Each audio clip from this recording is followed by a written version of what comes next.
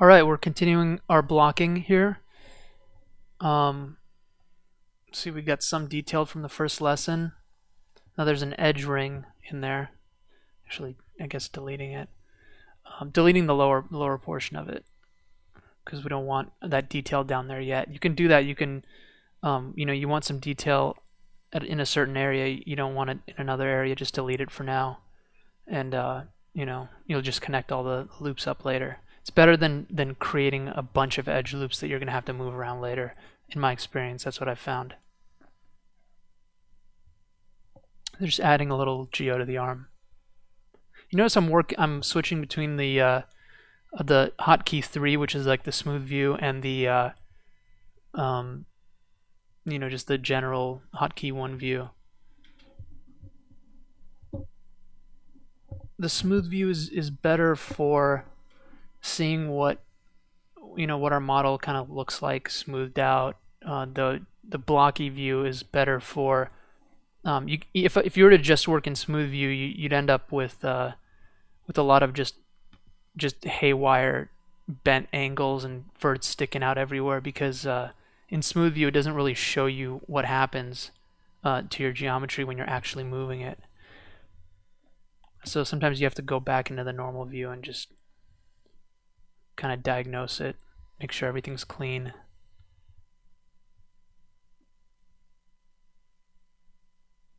Alright, so we just created another cut in our shoulder so that we didn't have that weird pinching of all those edges coming together in the armpit.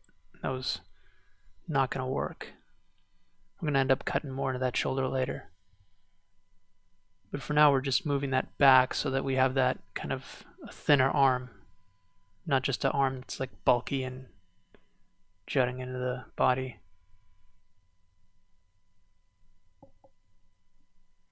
Keep moving your verts around, keep looking at different angles and just looking at the profiles of everything, kind of like a real sculptor. I remember real sculptors talking about their methods, and they would just look at their model, in front of a window to see the black outline of their model, and just see all the contours of it, all the different profiles of it.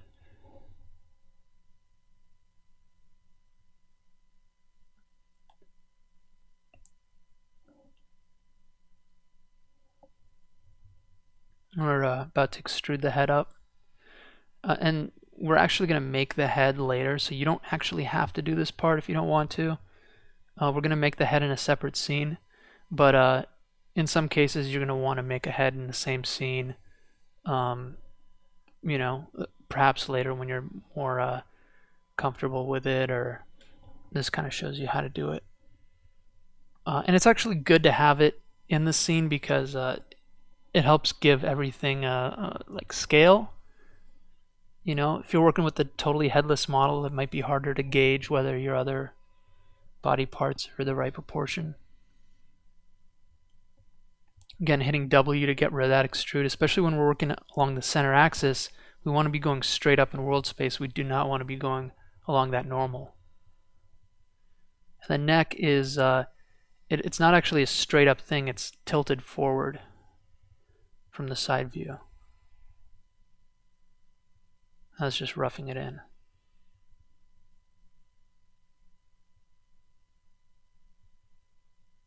Now, as we're extruding, we're getting faces in the middle of that model, as you can see.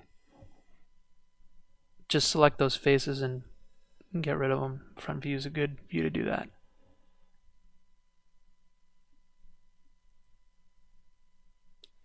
And, we're going to have to put up with the seam for now, the seam down the middle of the body, but later on when we connect it, we're not going to have that seam anymore.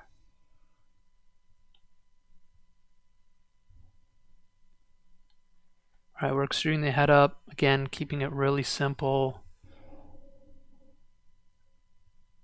Do not want to overcomplicate things right now.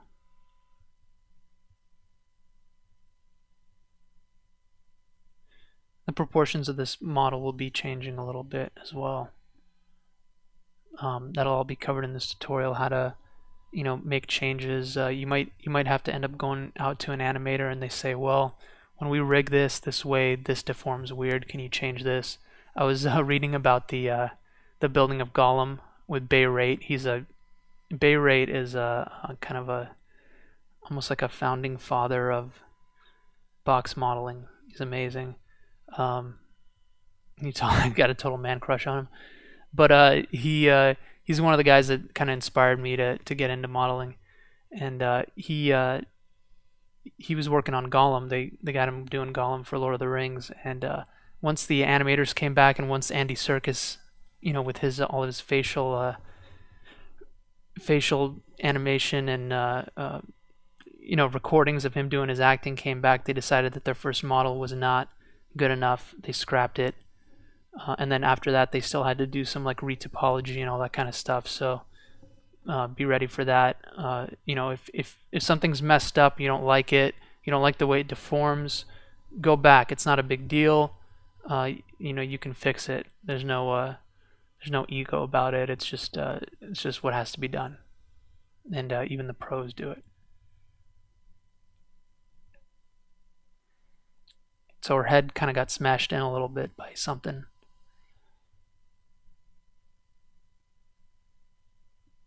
This is the stage I like to get through quickly because I don't like seeing I don't like seeing the head half finished like that. I don't like seeing anything half finished.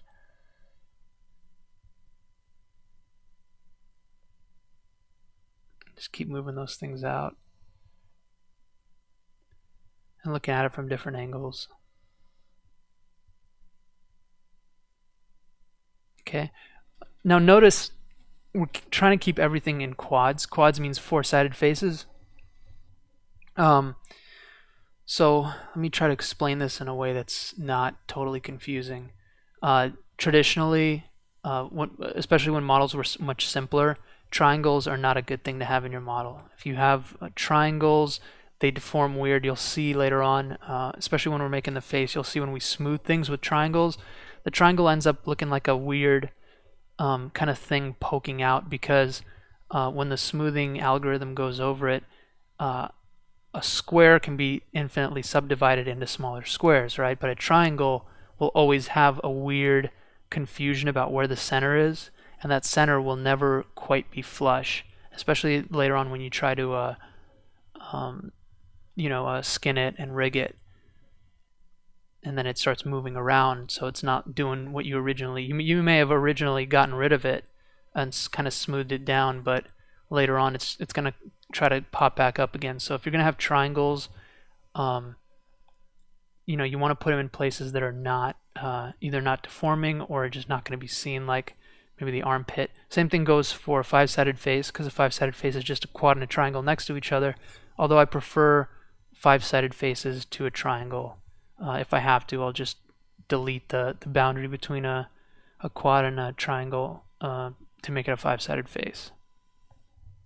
The other kind of weird, confusing language they have in box modeling is poles.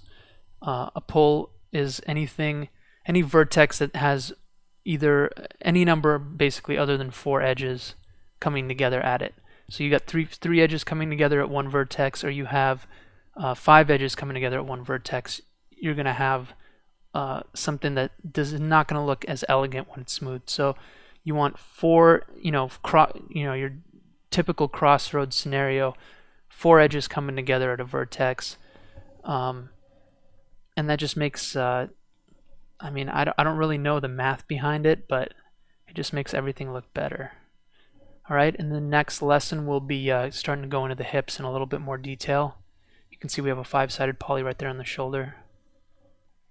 Get rid of that later.